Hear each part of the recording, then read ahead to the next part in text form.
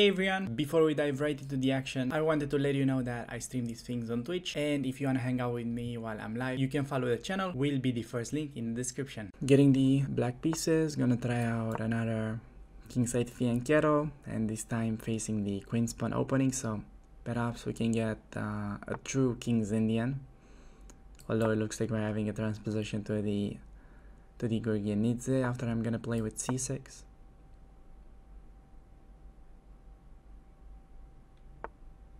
And see the two knights again, gonna go d5 and expect them to either like take on d5 and go e5 most of the times, and against e5 just gonna develop the bishop out and e6, knight e7, knight d7, take on f3, go c5, this knight comes to c6, and yeah, basically get like sort of an easy game that is pretty typical to what you see in the Caro-Kann, but we're not gonna like take immediately on f3, even though you could in some positions. We're just gonna wait for opponent to push h3. Like actually taking immediately, it's not bad. I've looked it up, but I think it's just sort of more natural to wait for him to make a loaf. Like the thing is, in some positions after castle, he could play 91 and you don't get that trade, which is pretty nice. But I think it's fine. I think most of your opponents will end up playing h3, and you manage to win a tempo that way. And on bg5, just gonna be developing and blocking this attack. And specifically when the bishop on this square will have ideas to break with f6, because it's even more effective hitting both the pawn and the bishop. Yeah, just gonna take as I told you, and gonna be castling short next. Continue with knight e7 and most likely gonna break with f6, even though still doable to play c5. I think f6 is better just so we can deal with that pin once and for all. So against h4, this is like pretty interesting. Opponent going really aggressive, so I could just do knight d7 and try to ignore it, but I think even better just start with h6 and then do like knight d7, so that I'm gonna be able to meet, let's say, bishop f4, knight d7, queen d2, king h7, and when they do h5 we'll have g5 kind of move, just sidestepping their attack. I think that's like pretty good strategy in general. The opponent retreats to e3, just gonna continue same fashion, knight d7, and this time that the bishop is no longer on g5, I think we're gonna switch back to the c5 plan, and again still meeting h5 with g5, and queen d2, important to not forget about that pawn. And I could actually just do king h7, but I'm thinking to do knight f5 because we're also protecting but attacking this important bishop, so this looks more interesting now to me. And on g4 perhaps could take on h4 because we're hitting the f3 bishop, and he makes that move, kind of tempting me to take, but I think I'm gonna wait for him to push g4, so we're just gonna strike in the center now, and like dc5, perhaps not even taking the c5 pawn back, but gonna grab the central one on e5, opening up this bishop's diagonal. I think that might be even a better idea. Here we see knight e2, just gonna take once in case knight takes me. Well, simple way to be would just be knight captures on d4 followed by queen c7. There's like no way for my opponent to defend the e5 pawn, so I think just gonna stick with simple chess, and yeah, I'm just gonna target that pawn. Could also do queen b6 idea to trade his queen and then we collect the pawn. That is also very true. Might actually work even better. So it would be important to like recapture with a pawn so that the knight still attacks the e5 pawn. But queen c7 was playable as well. I didn't like that. If I take with the knight, I'm staying on the pin, so I prefer this one. I think it's easier. Important to do this because if you take with a knight, this is like no longer attacked, and white would have been in time to protect the e5 pawn. But now there's no way for them to actually defend, and we're gonna get into an endgame where having an extra pawn, still okay, there will be opposite colored bishops, but I think generally it's still very difficult to defend as white, even though there are some chances with like computer-rich defense. I think this is definitely a much trickier task in practical play. So just gonna take, he's definitely supposed to do bishop takes in order to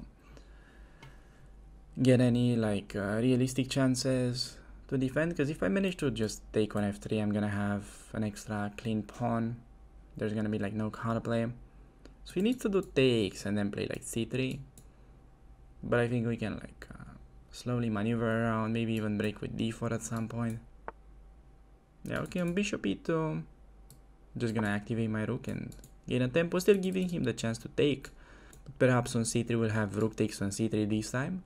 We've got like a pretty unique motive that after bishop, that after pawn takes, can take with a bishop, and there's no way to move the king and protect the rook in the meantime. So we're gonna be actually winning a lot of pawns in that line. And we see rook c1, think to just play knight c4, taking the b2 pawn one more time, and perhaps on bishop takes on c4.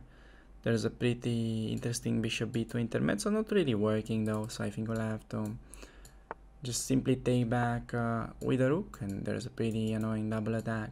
I think that would have been easily winning for me. And on b3, at the very least, can grab the pawn on a3. Could also throw in the check, but that's a bit unnecessary, so just gonna take. Big threat of taking on c2, and on bishop d3, I think, well, can easily like support the knight with b5, b4. For content, we could also sack the knight, like for instance play b5 and then knight c4, and we get like a lot of pawns for the piece. Do you guys want to see the piece sack? Could definitely do that. I think, well, if you count the pawns, we already have 2 pawns for the piece, so with 3 pawns for the piece, I think we have definitely full compensation and probably just better position. I think we're gonna play it for content, just bringing the knight over this way. He's repairing my pawn structure and get to push the pawns. I think I'll have to start with rook a2 though, because unlike the immediate b5, there might be rook b1.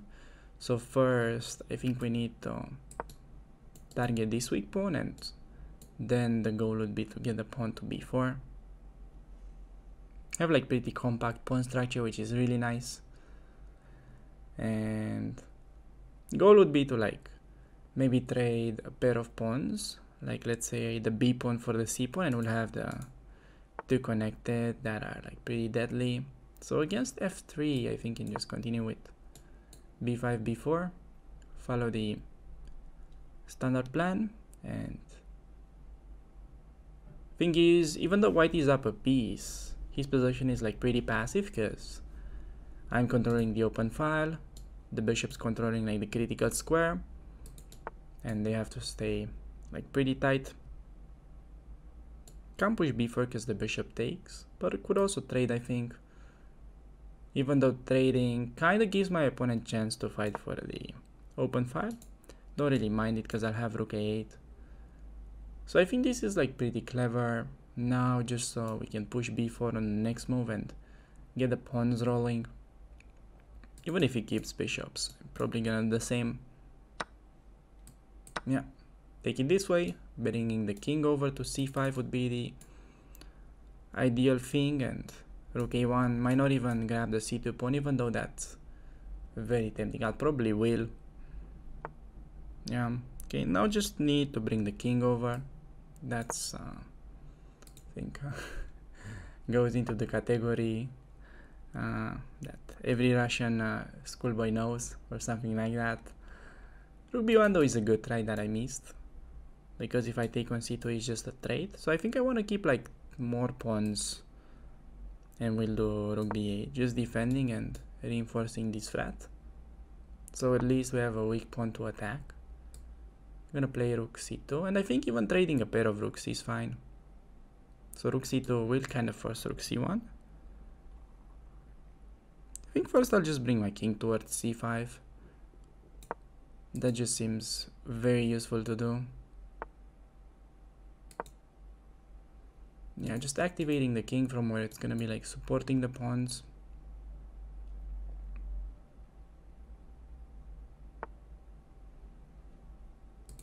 I'm gonna do like could do rook c2.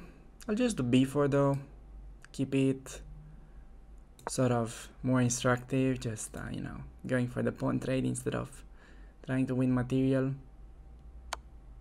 I just hope that my opponent won't flag and we get to show power of the pawns. Okay, now the rook can infiltrate on the second.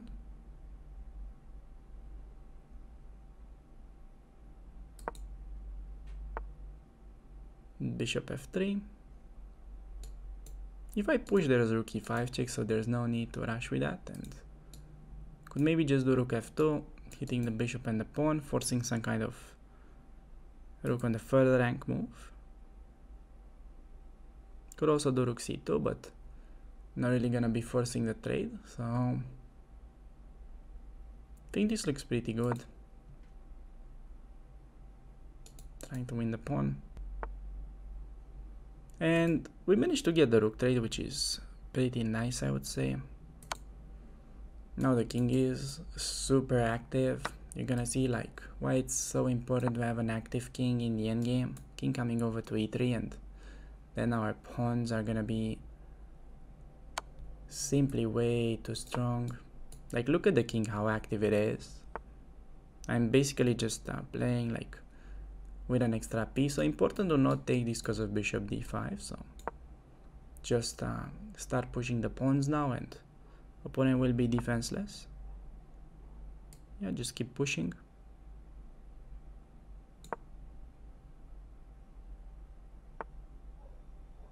Bishop b5. So if I go c3, there will be actually no rook f3, because like the bishop's no longer covering that square, so I think that's just doable now. Threatening d2 and c2. No way to stop the pawns. Against the check, could also block with the rook. I think that's like winning, because there's no way for him to stop that pawn once he's reaching the e2 square. That might be simplest. Maybe we get to show a nice pattern, sacrificing the rook with d2. Okay, opponent flags, but position was like easily winning anyways. Like, point was, after this, there's no way to stop me from queening, and if he perhaps does this, I had in mind to go d2 and showing that pawns are too strong for the rook. I think that would have been another instructive theme, and to show you that everything was legit, I think this position after we sack the knight is still slightly better. Okay, apparently it's equal. I think definitely way easier though to play as black. So I hope that was like pretty instructive. It was like definitely super unnecessary. Like, here's like -3 position, as you can see. Just do e5, e4, but wanted to show you that, well, 3 connected pawns with little counterplay by your opponent can definitely be a super powerful tool in the endgame. So we managed to get a pretty nice win, especially after we did this whole king march, which was like really instructive. And then I'm basically getting to win this game just because my king is super active, and yeah, basically we never really felt like we were down a piece. Thanks a lot for making it this far into the video, and in case you're looking for more episodes from the same series, make sure to click one of the videos that will appear on the screen. So with that being said, I'd like to thank you for watching, and I'll see you around on the channel. Take care.